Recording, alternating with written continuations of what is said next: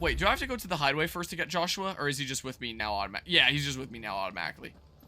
Just couldn't be during that one quest. Gotcha. Wait, now moment of truth then. Now moment of truth.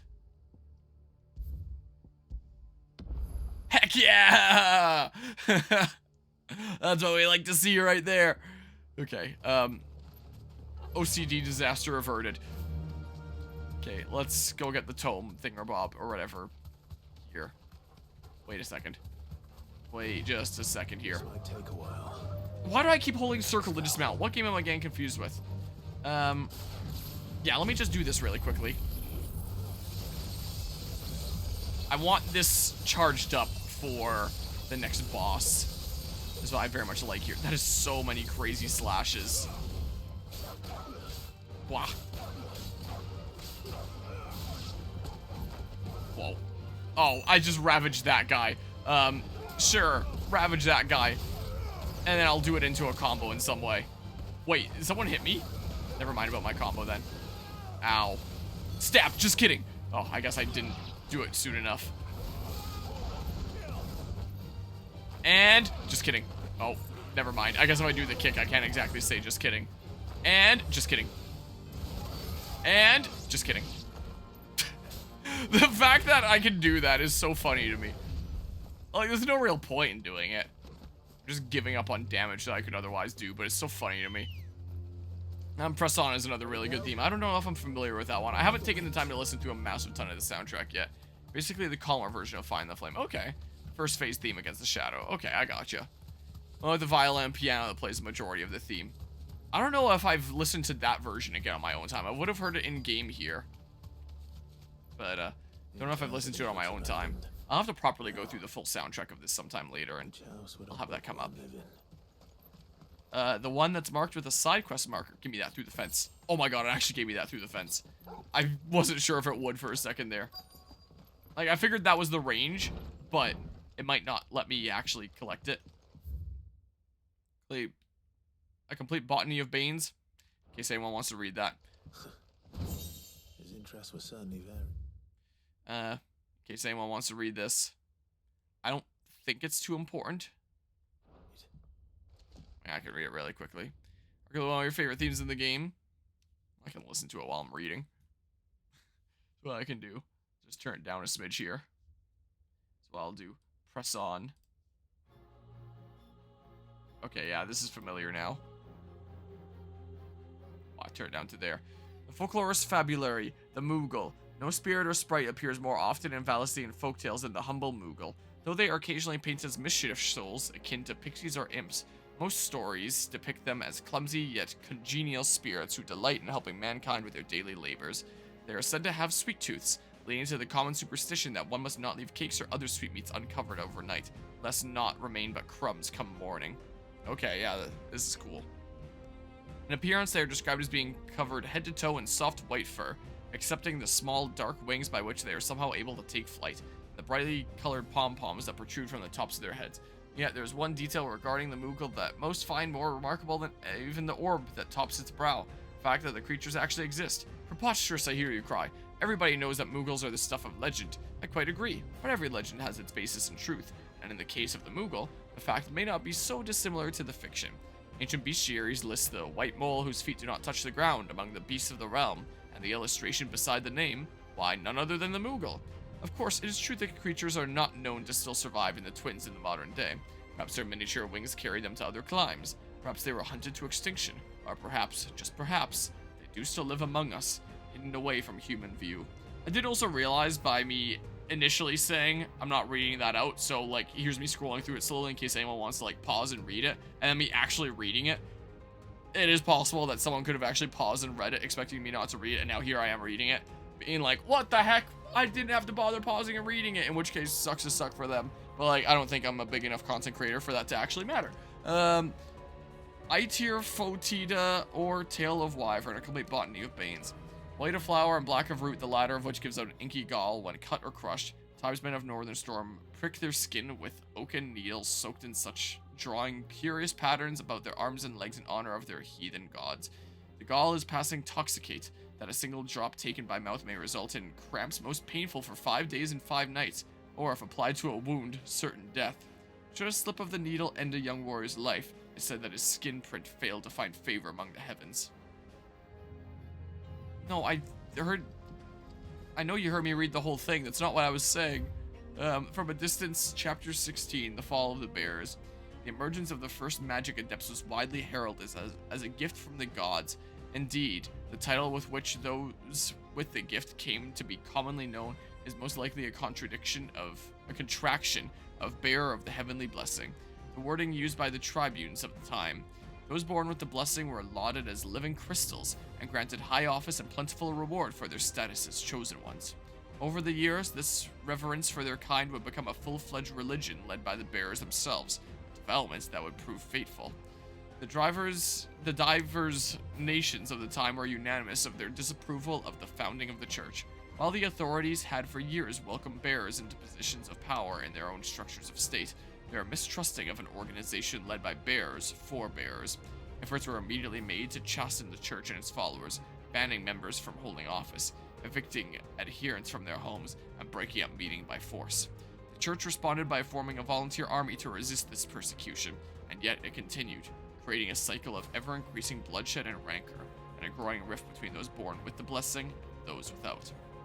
What began with beatings and street clashes would eventually spill over into an all-out war that consumed the greater part of the twins for nigh a generation and decimated the population of men and bears both. The deluge of blood that had stained the land crimson and left an even more lasting mark upon the minds of the Valestian people. I can close that tab now. After the bearers' last resistance was crushed, the nations of Valestia came together to sign the Continental Accord that initiated the system of slavery that persists across the realm to this day. Its well-known phrase, bearers are other than human, has its roots in the bitter war of the years before, being the unblessed's only excuse for their calamitous refusal to allow the blessed to decide their own destinies. From a distance. Yeah, so that was some important backstory. I need to get this Sets things out of up the way. for, like, how bears and non-bears came to be properly here. Yeah, that one definitely seemed more important than the others. Royal Intelligencer Training Report. In the wake of the tragic fire at Caer Norvent in 873V and the subsequent depletion of our most highly practiced intelligencers, all mainland strongholds were instructed to redouble training in clandestine maneuvers, improvised weaponry, and assassination techniques, and dispatch promising volunteers to Stonehere for inspection. This report details progress made by the stronghold at Garnick in reinvigorating Walu's ranks of esteemed intelligencers. Alright, well, that's all the things then. So, it's not go back to the hideaway, it's leave Garnick, which implies there's gonna be a cutscene right out there and probably a battle. That's probably a good thing I charge up my thing, right? Leaving so soon, stranger. That's what I figured. We've been watching you. From a distance, so to speak. Oh. Subtle. You gonna... Know who you are. I was gonna make a joke about, like, dropping bits or a sub if you've been watching me for a while. But I don't want anyone actually watching to, like, feel incentivized to do that. So, like, I ended up just not making the Do you joke. need to burn it or bury it? That is not my decision to make. But by one means or another, its contents shall be removed from the common record. Then I'll have to politely refuse. I won't let you erase our history. Then we find ourselves at an impasse. Very well. The book can just as easily be pried from your dead hand. I mean, we'll see here. They just suddenly appear. Let's see, shall we? I'm gonna have, like, 3 allies spawn in immediately. So, target these guys first. Oh, they are so weak. Didn't I just unlock this quest as of, like, not that long ago? And just kidding. Just kidding about my just kidding. Because I was doing it after all. Pew. Pew. Yeah, I guess they're just ninjas then. And pew. Whoa. Okay, pew. Do I want orbs? Maybe. Maybe I want some orbs here in a hot second. Sure, give me some orbs. Thought they had their own people instantly appear, now you have your own instantly appear. Yeah, so I guess it's just fair then. Fair's fair, after all. It is really hard to see him swing when I have all these orbs everywhere. This is so much stuff happening on the screen when I have a bazillion orbs. Like, holy crap. Okay. Well, it's about that time. It is about that time. Okay, time for me to do my thing. Let's see how much damage this does.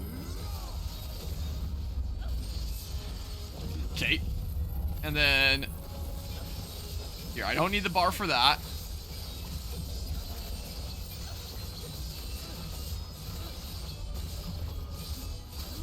And then do that.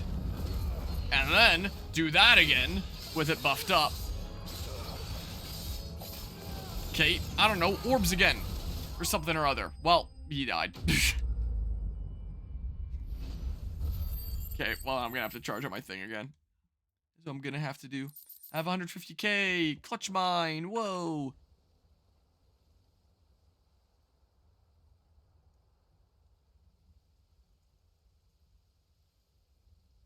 Impressive. But we have other means. We shall claim the book yet. Why do you want it so badly anyway? It lays out in no uncertain terms the vanity and avarice of mankind. It tells the shameful history of the persecution and oppression of a gifted few by a giftless many. Would you say that this interpretation was correct? I don't know. You don't know. Your sword may be sharp, but your wits are dull. So let me answer for you. There is no correct interpretation of history. That a series of events took place may be proved beyond a doubt. But there can be no single, immutable explanation as to why they came to pass. It is a question of numbers and of belief. If enough people believe that a set of events occurred for a reason, that belief becomes the truth. So you're trying to control the truth? We are trying to protect people from themselves, from knowledge that would bring them naught but pain. That is all. You may keep the book, for now. The world is small. We shall meet again. Until then. Wait. Damn it.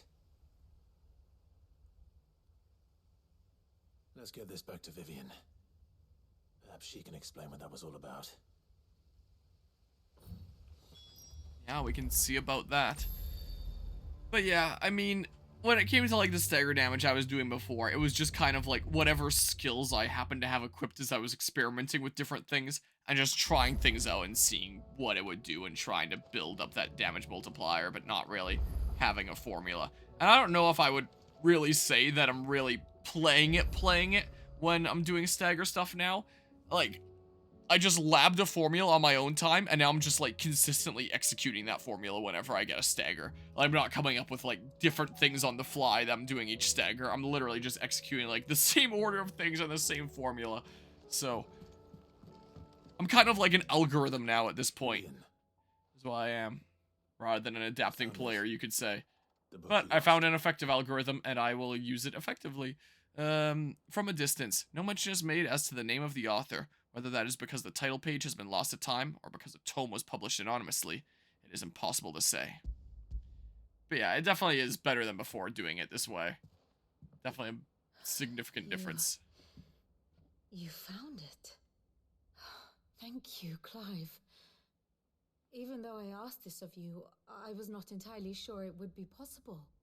I feared the executors had seized every copy. I met with one of these executors, and I convinced him to let me keep it. He told me something. That the truth is just a matter of collective belief. And that if enough people believe a lie, that lie becomes the truth. It does.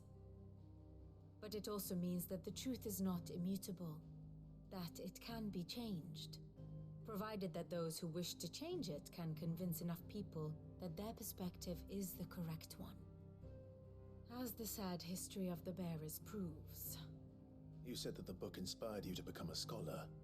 It did. Or its author, rather. She was a heretic, you see. A firebrand and a dissenter. A gallows stood ready for her in every corner of the realm. And by shunning society, or perhaps being shunned by it, she stumbled upon a truth so potent that an entire realm trembled at the prospect of its utterance. I, too, have always felt somehow set apart from the world of men. A stranger to my own species.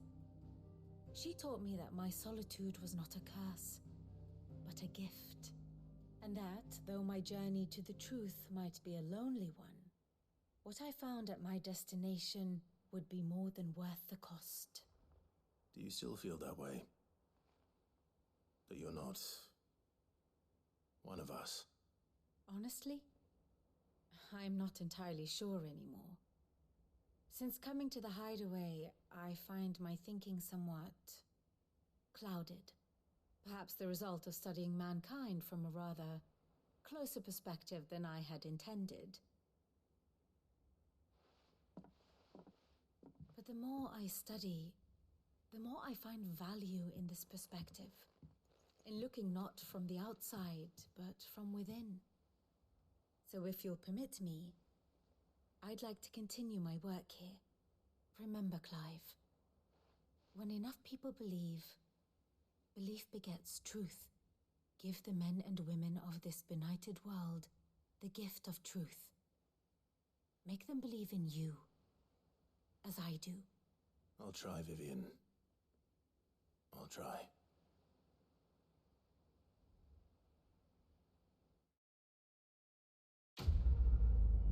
Quest complete. And now we know more about the origins of the bearers. Scholar's Bonnet. Curiosity. Vivian's Ninetales scholarly headwear, awarded to her upon her completion of her studies at the University of Canver. Give the men and women of this benighted world the gift of truth. Make them believe in the world, as I do. Vivian Ninetales, displayed in Clive's chambers. But yeah. Odin's skills look so fun. Maybe I should have used this more often. Did a little bit, but couldn't get the hang of it completely. Yeah, I think I prefer Odin's over Bahamut's, personally. Because I can, like, actively charge it up rather than passively charge up. And I can save the charge for later. From what when I did a little bit of research between sessions about, like, maximizing stagger damage, it would go Bahamut's fully charged thing, breaking their stagger meter. And then, like, the lingering hits continuing to do damage into Bahamut's thing. I was like, I don't want to do that, though. I think I'm good. But apparently that's how you do, like, the most damage you can do. There's gotta be some new things now, right? No. I'm 15 away from the next thing. That's what it is. I may have more for you.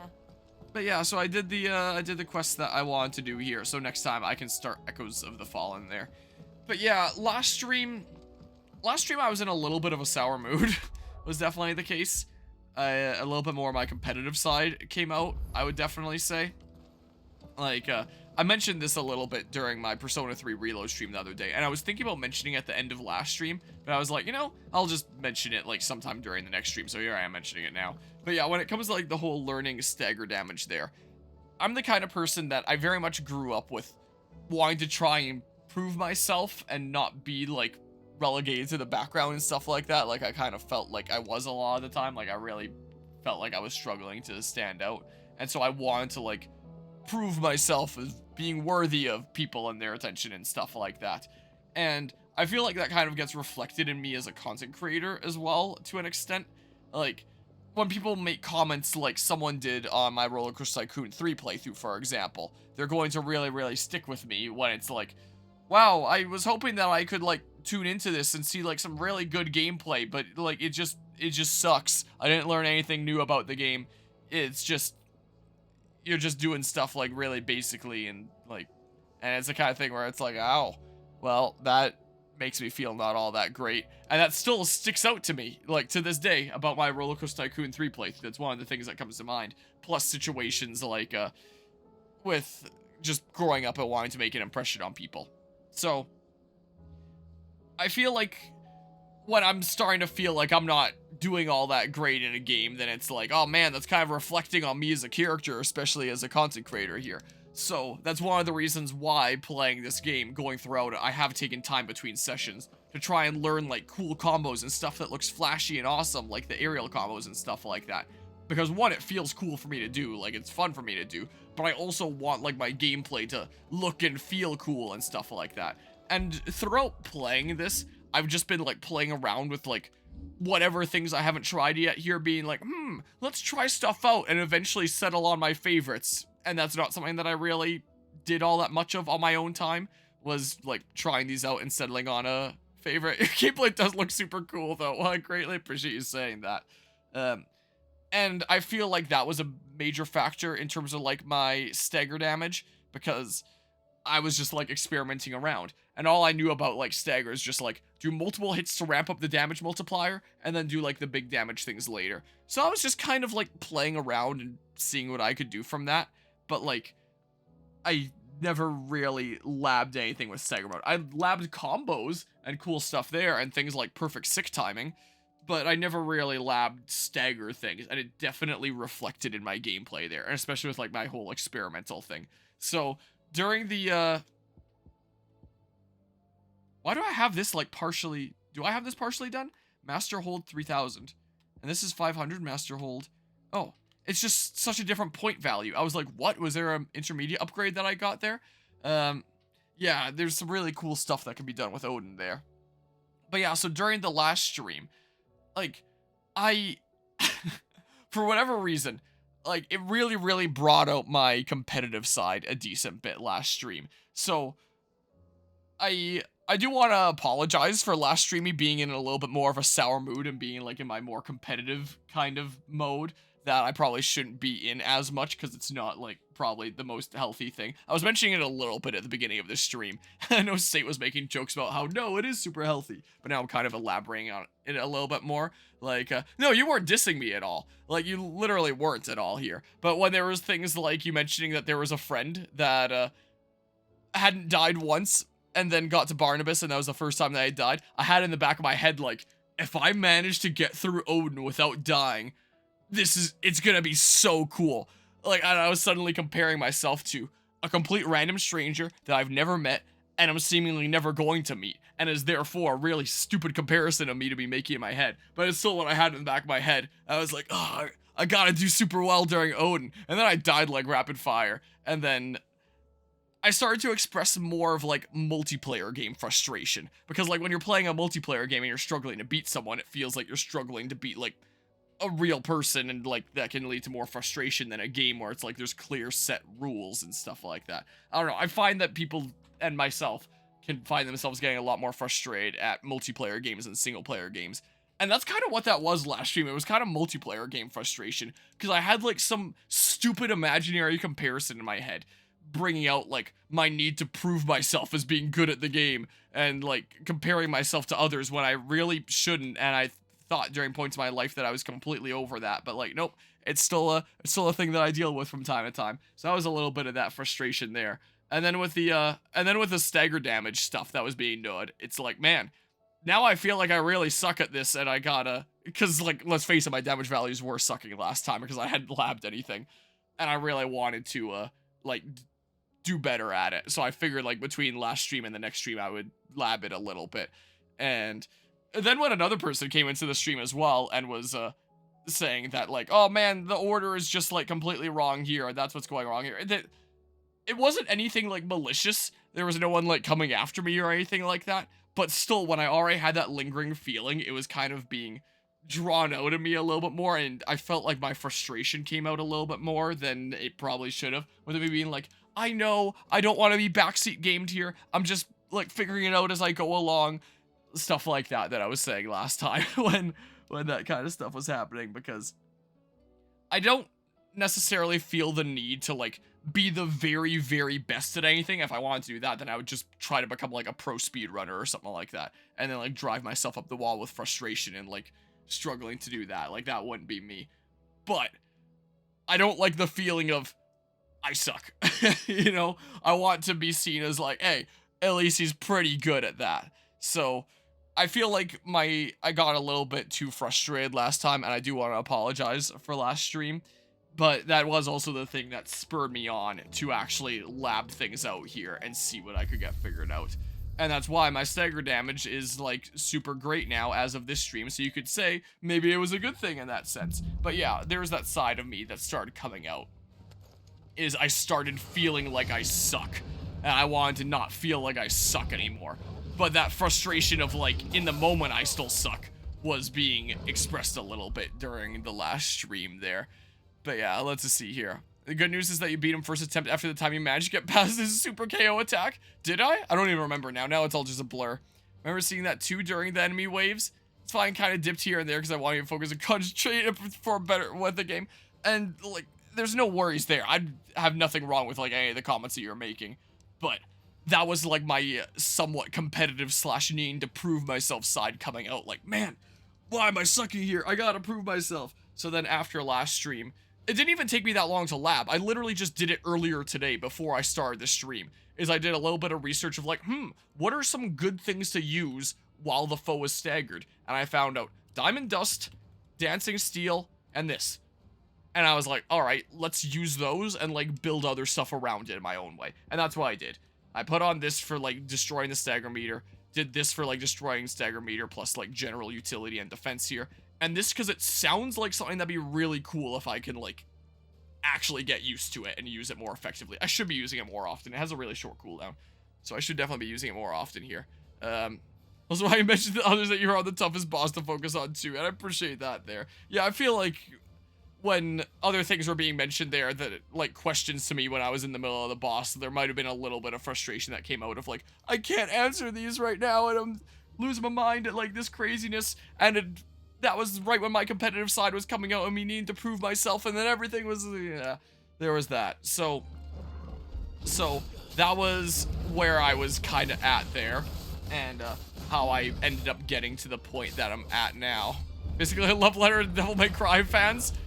I haven't seen a whole lot of Devil May Cry, but I can definitely see it. Hold on. I kind of want to show the general thing that I've been labbing. I mean, I've basically been showing it through this stream thus far anyway. But, like, maybe properly show it here. Oh, I needed to have this stupid, that. And I kind of hoped that, like, the fully upgrade Dancing Blade or whatever the heck it was called would bring me all the way up to level 5 when I got it off. Unfortunately, it does not. Which makes me wonder if I should put on a different skill than Rift Slip. And then I can use that after the Dancing Blade and then go all the way up to 5, if that might be worth it. Maybe that's something that I'll lab when I'm out of town. Maybe something to do before next time, because I was labbing it just at 5 here, because I wanted to start out with like the full charge, and I assumed that I would get the full charge when it was fully upgraded there. But yeah, I was wrong about things there. Okay. I mean, yeah, if I can make better use of the Rift Slip stuff,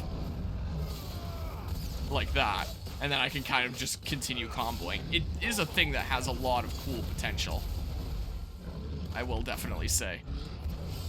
But yeah, and then my orbs, and then more orbs here, and then do this, and then get close so that the orbs continue to hit. And then I go over to this, be close so that the orbs continue to hit. I do that, and that immediately brings them up to the 1.5. And then I'm at the ready for this. Do this, start charging up my regular thing, unsheath, unleash that for some big damage. Rift Slip, let's charge it up again by using that. It doesn't bring me all the way up to 5, but like, suspend some disbelief here, I suppose, is the case. And then I can start holding square, do that, Rift Slip, unleash it, just so I don't have to start holding it immediately after I let go. And then from there, I really don't know. Just something like that. And then I guess I could do a Rift Slip somewhere there, and then it's something like that. And then like 110-ish. But like, unrealistic, my meter lasted forever. Realistically, I would have to like start it and then stop it at some points through. And I wouldn't be at level 5 the second go through. So I mean, maybe if I had Rift Slip and then like, maybe I replaced one of my orbs with one of the other Odin ones that charge up my thingamabob. Or maybe I put Rift Slip on like here or something. That's the one that I assigned to a different icon or something. I don't know. Could maybe do something like that. Because then I could for sure fully charge all the way up to 5. And then get like really big damage a second time like you saw there. But you know, I cheated to get like level 5. So maybe if I did something like that, maybe it has some potential. So I didn't exactly cover all my bases when I was doing a little bit of labbing there. But I was still able to do, like, way significantly more stagger damage this time, and there is a lot of potential with what I'm doing there. I feel like one weakest link is also just, like, ending with this. Like, I have that on there to destroy stagger meter ahead of time. It's not really that good of an attack, I don't think, like, at the end there. Like, it might be nice to have another really strong attack. So, I mean, maybe if I got a whole bunch of ability points and I was able to assign that, or something like that, and then I do, like, a super big lightning bolt at the end as a finisher, that could be really cool. Like, so maybe I go in the order of they get staggered. I do this, this, this, this, or wait. This, like, from the top. This, some other Odin skill that brings me up to 5. This at 5 a second time, and then some other, like, final thing here that does a wicked ton of damage, or something like that. And then I could see that being, like, a really big amount of stagger damage. Maybe in order like that, with maybe some, like, rift slips in between, if I'm able to, like, switch across icons with the rift slips and still save time. Like, it would take a little bit of practice, but I'm sure I could do it. Like, rift slip properly, I think, is gonna take a little bit more practice, but I think it has a lot of potential. So, that was what I ended up labbing, and that's what led to, like, my current setup that I have here. So, yeah, there's that. So, E for Orb, Barnabas Orbs, and he lost me after that. Goes to grab. Yeah, I can check it out and see what you used in order, I mean. Yeah, essentially, the general gist is after they get staggered, this will immediately bring it up to the 1.5 multiplier. So if I start out stagger with this, then everything I do from there is max damage. So it's a really good thing to start out with. Thanks, Interwebs, for letting me know about that. So that's why I start out with Diamond Dust and why I wanted to master that, because use that at the beginning, and immediately, there we go. Just, there's max damage. So then do the super crazy massive damage thing at max damage, and then start charging it up again with this. And then I guess maybe something else. Maybe I'll start charging up with just so I can get up to level 5 rather than being level 3 or whatever I'm at. And then do another one of those with whatever level I'm at. And then whatever I have time to do with whatever time is left is basically what it is. The gist of it is basically just max out the damage multiplier, do super crazy damage once, charge it up as best I can, do what I can, one more go, and then do what I can from there. That's the gist of what I came up with here. So, yeah. That's what's going on there. It's kind of the same too, though. Just kind of slapped your abilities together too, though. Yeah, that's fair enough there. And it sounded like your slapping abilities together worked a whole lot better than it did for me, like, up until last stream. Like, this is with a little bit of help from the interwebs to find out what's good. Like, finding out the whole Diamond Dust will immediately max it out. Like, thank you, interwebs, for that. And then, the fact that you can kind of recharge midway through. And then the rest has been, like, my own kind of creative liberties here, you could say. So for years, you immediately go into Primo, then just use all your abilities. Can't remember the names of the... at the top of your head. But it's 2 Phoenix, 2 Ramu, and 2 Shiva. Okay. So just kind of going through in that kind of order and doing a whole bunch of big damage with the Limit Break semi-primed thingamabob. It's 2:11 in the morning. Probably going to be heading out here at 10:30. So, you know, I'm not exactly going to be getting a full 8 hours sleep, but, you know, not exactly just a few hours sleep either. I was already a little sleep deprived today. I'm sure it'll be fine. But yeah, with that, I'm probably going to commit to my other, like I was saying earlier this stream, probably going to commit to my other stream games for a little while now. For the next coming days. And then I'm going to be out of town. So, the next time that I stream this, we'll be playing Echoes of the Fallen. See what this DLC is all about. And it's probably going to be in January of the new year. So, next time will most likely be 2025. If I would be beating this game this year if I was staying in town, but I'm not. And yeah, maybe I'll bring my PS5 with me, and maybe I'll do some hunt board stuff for fun, and record on the capture card, and upload it as like a 0.5 part, just so that's on the record, in case anyone cares about that, just so it's in there as part of the series, if I end up wanting to do that. So, maybe I'll play this a little bit out of town, and maybe my combo there will get even better, or maybe I'll get a bunch of ability points and I can do some different things there. Yeah, the quest that you just did want to mention, it was important in terms of Clive wanting to write a book, which is very important knowledge to know. You will know when the time comes, alrighty. Well, I've been streaming for 5 hours, 9 minutes, and 52 seconds now. So, yeah, there's still Leviathan, which is going to be coming up with a final DLC, and maybe there'll be some cool skills that I can chain in there. Maybe I'll decide that one of those is my favorite. If they're a DLC one, I imagine because of power scaling, they'll probably be like really strong, so maybe I'll replace that one Garuda skill or some of my orbs with Leviathan or something like that. Maybe. I don't know. There's potential there. I have no idea what Leviathan skills are like. I'll find out when I get there, I guess. And yeah, I'm gonna head out of here for now. So appreciate everybody that tuned into another stream of Final Fantasy 16. Next time is probably going to be the new year, and we'll be starting the DLC. See what Echoes of the Fallen is like. So until then, take care and see you next time.